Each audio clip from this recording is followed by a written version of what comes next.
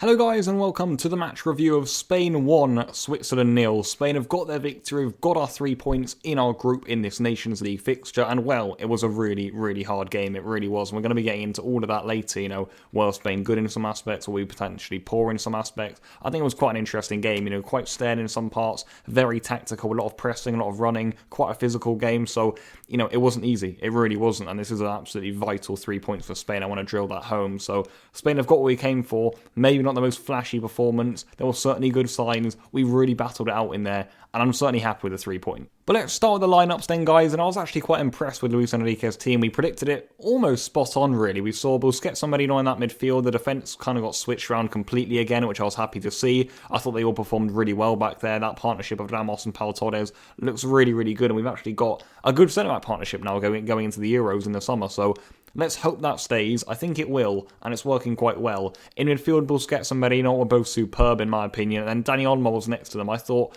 because Switzerland plays such a deep and, congested block, that could really help us get more bodies in attack, but he didn't really have the best game, Olmo. And then you look forward, and we're looking for Ansu Fati or Ferran to have a good impact, and they didn't really play as well as they maybe could have. There was definitely some signs, but it was really difficult today, because those are players that actually like quite a lot of space. You'd see, take defenders on, and, well, against the lower block, there wasn't really much of that, so that was a little bit of an issue. And then up front, we had Oyarzabal, so that was an interesting one, because he's more of a dynamic striker. We're certainly missing a number 9 right now, we saw that, but he did get himself a goal at least, so Oyarzabal up front and on the score sheet. And then the Switzerland team, not really too much to talk about, to be honest. We predicted it kind of correctly. They made a few changes, like So came in, Mehmedi started, but Shaqiri was still on the bench. And Switzerland were actually quite good. I thought they were. The game plan clearly worked. Yes, Spain won the game, but they were very hard to break down. It was a really tough game. Let's get that out there first. And, well, I'm pretty sure the manager will be pretty pleased with what he saw from the Swiss out there. So it was good from them. It really was, and they certainly can be a contender, I think. Well, maybe not a contender, but, whoever gets them in the Euros is going to have a tough game. So they were impressed me tonight, Switzerland. I maybe thought Spain could take them to the shop a little bit more, like we did to Ukraine in the last fixture at home. But hey, Switzerland, they stood tall, they did really well in there, and ultimately they put in a good performance. I'm pretty unlucky to lose the game in the end, because they did give us a late show. Listen, I'd say Spain deserved the win. We were definitely the team who had more going forward, that's for sure. We had more incentive, but Switzerland didn't play badly at all and made life super hard for us. So let's start the match action, guys. Spain started pretty well, but so did Switzerland. They were getting forward at us. They were breaking down our press a lot of the time. And actually, they had a really good first chance. It was Benito, the left wing back, who came around the back, and it's De Gea, who's been superb of late in the national team, who makes a really good save. That was absolutely vital early on in the game, but Spain were playing well. We were pressing high up the pitch, and that's how we got our first goal, really. I thought Ansu Fati could have had a penalty just before that, but it's Merino who I thought was superb on the night, and is someone who I'm a really big fan of. He wins the ball back high up the pitch, rolls it through the legs of Xhaka really neatly also, and Oyarzabal on the turn into the corner, and Spain lead by 1-0. So that's obviously great to see. An early goal, I'm thinking, yep, here we go, but honestly, Switzerland just made things so hard for us. The rest of the half, pretty boring, pretty dull in some ways. Maybe if you tactical watchers, maybe quite interesting. Both sides super difficult to break down for each other, so it was interesting. Spain were clearly struggling. It reminded me more of a game that we would play at the World Cup or the Euros in recent years, where there's not a lot of space, there's a very low block to play against, and things aren't working quite how we would have wanted them to, and that's the beauty of these fixtures, I suppose. It was such a tough game, but it's such a good test to do these games, it really is, and that's ultimately why we're here, guys. That's why the Nations League was set up, so that teams don't just have random walkovers against random nations in international friendlies, and then all of a sudden a tournament's played in the summer. I much prefer this setup, and I think it's so beneficial for us as a national team to get our lineup together, to get playing together, and just ultimately to be tested, because that's what we were again tonight. Ukraine was a test, Germany was a test, Portugal was a test not long ago. We're going to have next month, we got Netherlands, we got Switzerland again.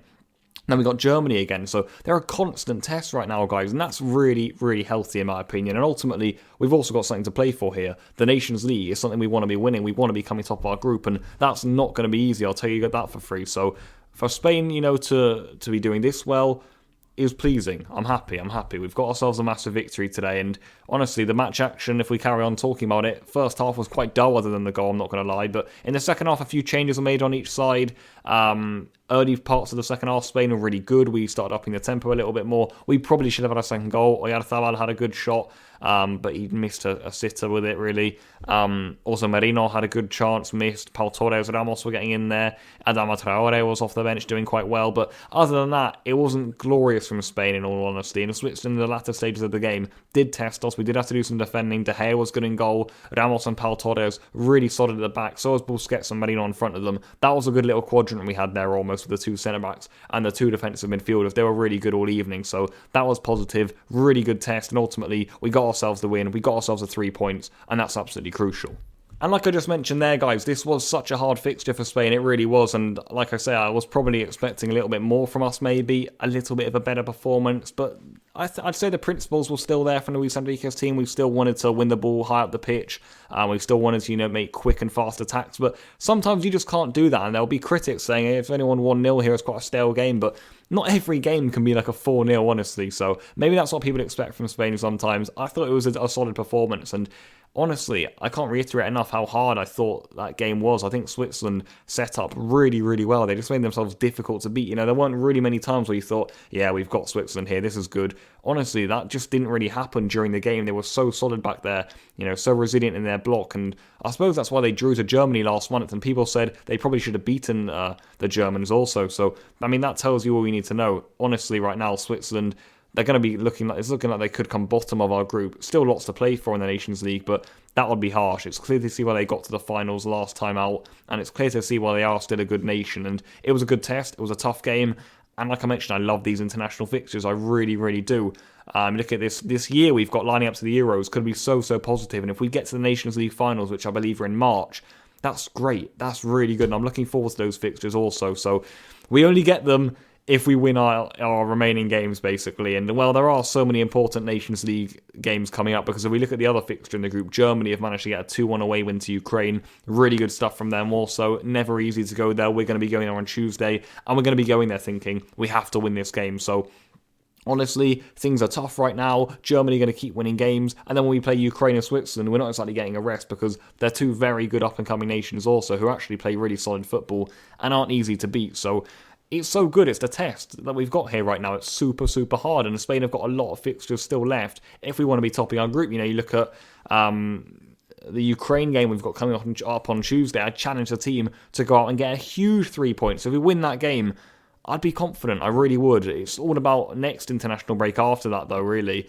We've got Switzerland away and Germany at home, and it doesn't really get much harder than that, especially after seeing tonight's performance of Switzerland. That's going to be such a hard fixture. It really is. If we beat Switzerland away and Ukraine away, my goodness me, we'll be on some great form here and some great stuff, but so much to play for. So much still to go in this group. Then the fixture against Germany, of course, at home in Spain. That's going to be an absolute cracker if things are going to be decided on the final day.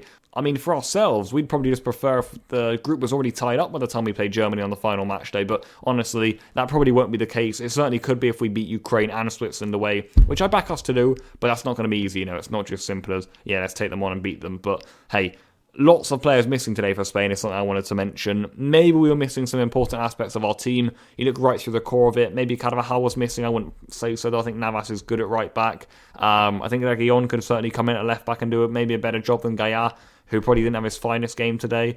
Having said that, I am quite a big fan of the two. And then in midfield maybe was where we missed our biggest player, Diego Alcantara, maybe the best player in the national team setup right now, along with Sergio Ramos. So he's a player we're massively missing. You also look at Fabian Ruiz wasn't there today.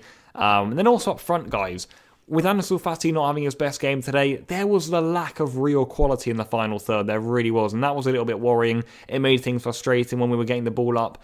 Not much was happening up there. And we're still lacking that number 9 for me. Yes, we can play that dynamic setup with the likes of Oyarzabal coming in there, even Ansu Fati and Ferran going to central areas, and the likes of Dani Olmo coming in from behind. But, that only allows you to play a certain way. If we had an on-form Morata, it would be ideal, really. Someone in the box to hit almost. So that would be ideal, but it doesn't look like it's going to be the case. And you look on the bench to the likes of Rodrigo or Gerard, then they just don't really spell goals to me initially. So that would pretty be the worry right now. We were missing a few players. I'd say that in the future, if we have them back, which I'm hoping we will have for the next international break, which, like I say, Netherlands away, Switzerland away, Germany at home, honestly doesn't get bigger than that. But all we're thinking about now is in the now, guys, we're going to have this same squad against Ukraine on Tuesday, and that's such a massive game. Things are looking tight right now. It was a really, really tough fixture this evening, so it was so important we got the win. That's where I'm going to leave it, guys. Really happy with the 3 points. Absolutely vital to get that. And now it's on to Tuesday, Ukraine. I'm going to have that preview out on Monday evening, so you guys can tune into that 24 hours before the game. And of course, like we do now, the quick turnaround reviews of the match. So Tuesday evening, later on, just before you guys go to bed, we have the review of the Ukraine game, which is going to be absolutely crucial. So I'm looking forward to seeing all you guys there. Let me know in the comment section down below and leave all your thoughts there about tonight's game, which was quite a tense and tight one. So I'll see you guys very, very soon. Until then, enjoy yourselves and goodbye.